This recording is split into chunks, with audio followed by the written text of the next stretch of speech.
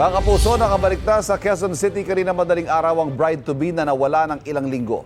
Sinundo si Shera De Juan kahapon ng kanyang kapatid at fiancé sa Sison, Pangasinan kung saan siya natuntun.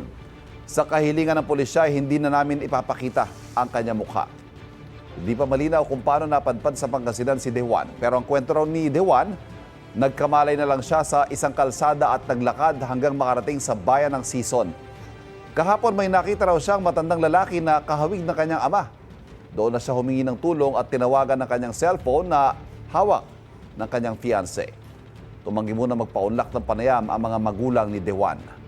Para sa karagdagang detalye kaugnay sa pagkawala ni De Juan, makakapanayam natin mamaya ang QCPD Live.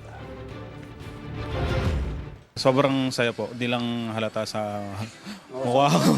Mapagod Siguro, hindi pa kami makakapagbigay po ng talagang detail kasi po iniimbestigahan pa po nung QCPD at the same time sila yung season police po. So, kumbaga yung syempre may mga na-share na siya sa kapulisan natin na binabalidate pa rin po. Kapuso, huwag magpapahuli sa latest news and updates. Mag-iuna ka sa balita at mag-subscribe sa YouTube channel ng GMA Integrated News.